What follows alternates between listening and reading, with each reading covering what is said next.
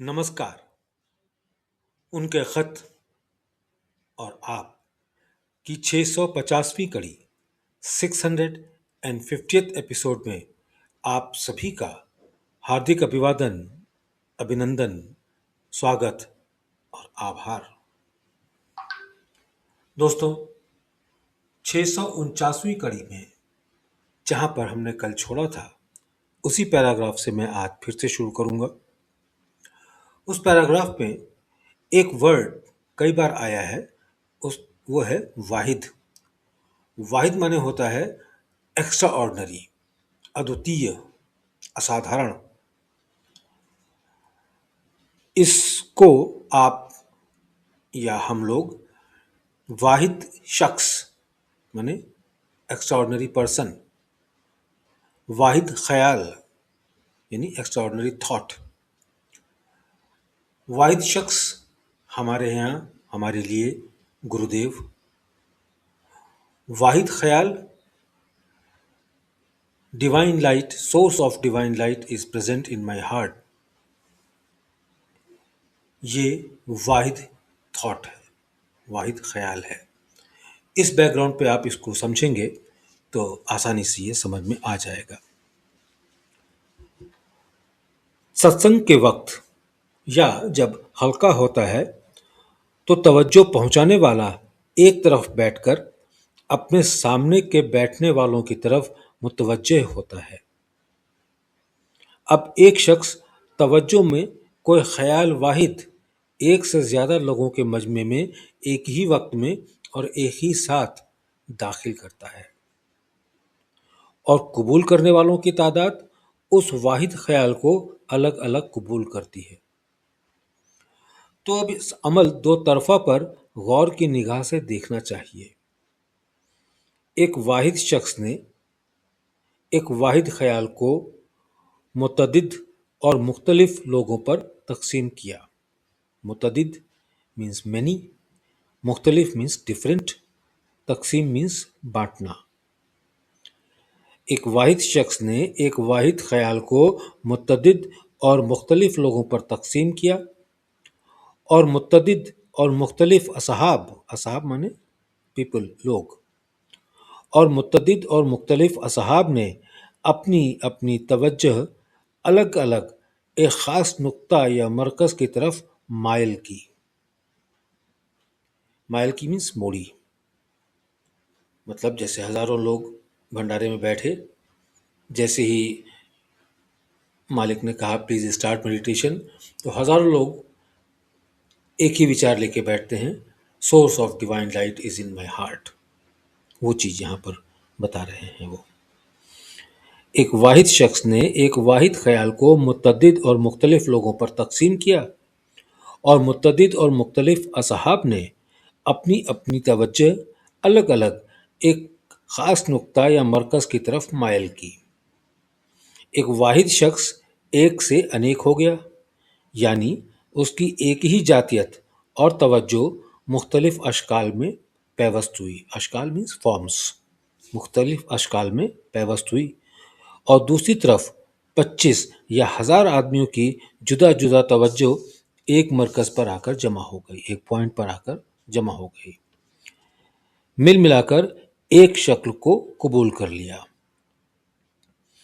ये भेद है संगठन का, और ये अमल ख़ास और सबसे ज़्यादा मुअस्सर है, इफ़ेक्टिव है। ये अमल ख़ास और सबसे ज़्यादा मुअस्सर है। लेकिन क्या कहें कि ये दुनिया क्या क्या तरकीबें सतही इख्तराए कर रही है, डिस्कवर कर रही है। मुमकिन है इससे फ़ायदा हो जाए, लेकिन मेरे ख्याल में जो फ़ायदा है वो नहीं होगा। खैर, हमारा मतलब इस वक्त एक और अनेक के मुअम्मा की तरफ है, न कि झगड़ों से। महात्मा गौतम बुद्ध ने जो 5 मुराकबे अपने शागिर्दों पर तलकीन फरमाए हैं, तलकीन मीन्स उपदेश देना। महात्मा बुद्ध ने जो 5 मुराकबे अपने शागिर्दों को तलकीन फरमाए हैं, वो ज़ैल मैं लिखता हूँ। इनको पढ़कर सत्संगी भाई خلاصہ اس مراقبہ کا سمجھ لیں۔ مطلب تو نیت، فعل اور خیالات، فعل کہتے ہیں کام کو، مطلب تو نیت، فعل اور خیالات میں اپنی اور دنیا کی بہتری کے لیے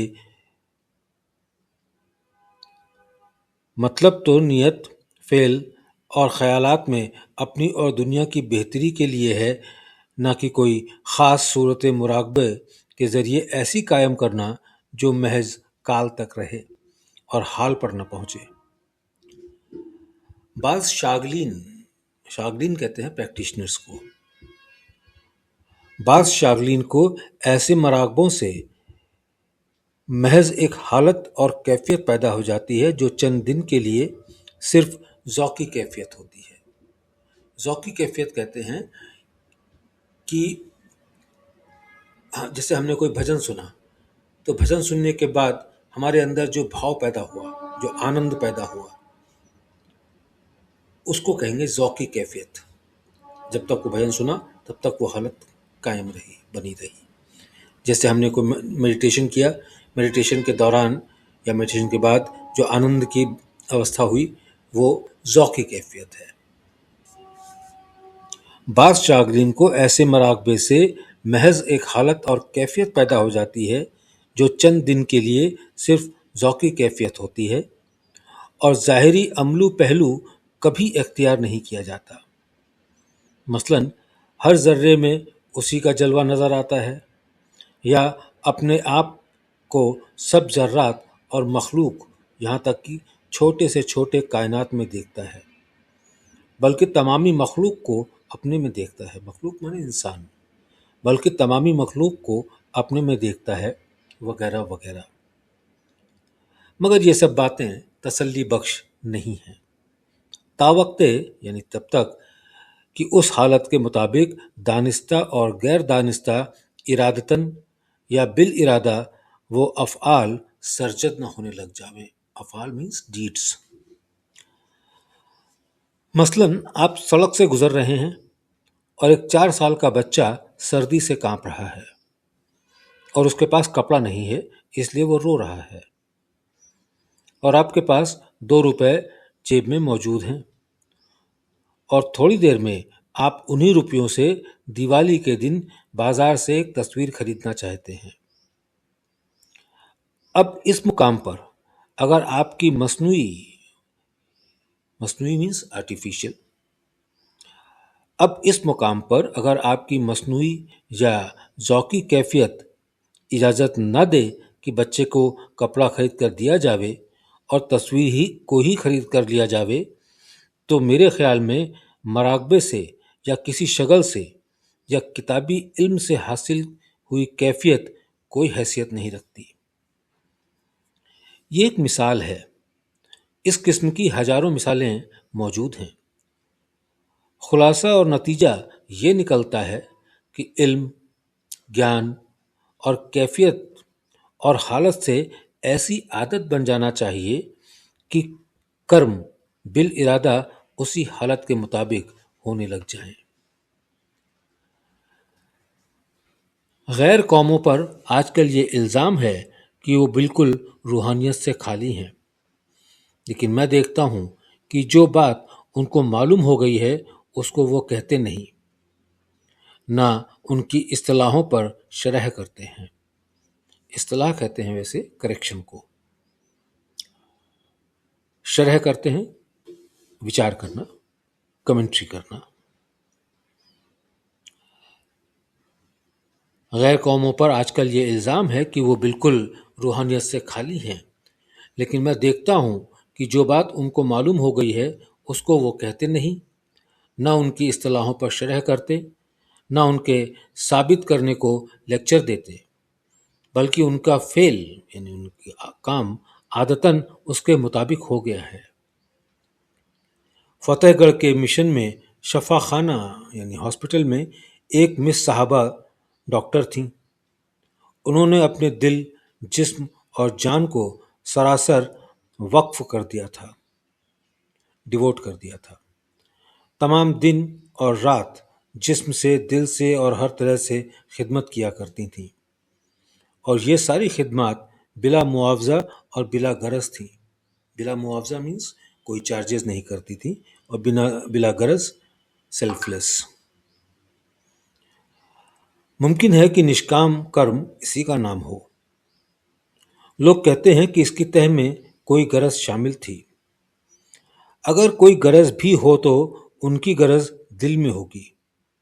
خدمت تو تمہاری بالمعاوضہ کی جاتی ہے. کیا سرکاری شفاخانوں میں نوکری اور تنخواہ کی غرض نہیں ہے؟ تنخواہ بھی ملتی ہے. ہر مریض اپنے قدرت کے مطابق خدمت بھی کرتا ہے، خوشامد بھی کرتا ہے. ہم قوم بھی ہے اور ایک ملک کے باشندے بھی ہیں.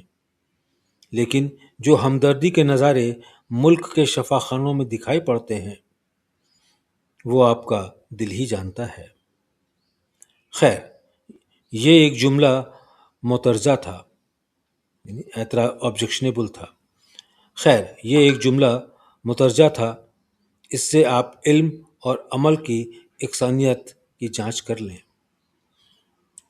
اب آپ مہاتما بدھ جی کے 5 مراقبوں اور ان کی فتحات کی طرف خیال کیجیے.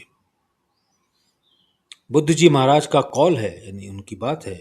انہوں نے کہا ہے کہ جو شخص خود بینی میں پھنسا رہتا ہے وہ مراقبے میں مصروف نہیں ہوتا، وہ زندگی کے اصل منشا کو بھول جاتا ہے. جو شخص خود بینی میں پھنسا رہتا ہے اور مراقبے میں مصروف نہیں ہوتا وہ زندگی کے اصل منشا کو بھول جاتا ہے. دوستوں، اس سے آگے کا لیٹر اگلے انک میں پڑھیں گے. یہ لیٹر اتنا ہیوی ہے کہ اگر اس کو پورا پڑھ دیا جائے اور سمجھ میں نہ آئے تو مزہ نہیں آئے گا. چلیے، اس کو جتنی بار ہو سکے سنیے گا، اور اپنے کمنٹس سے آپ مجھے نوازیں گے تو مجھے بھی بہت خوشی ہوگی، میری ہمت بڑھتی ہے. بہت بہت شکریہ.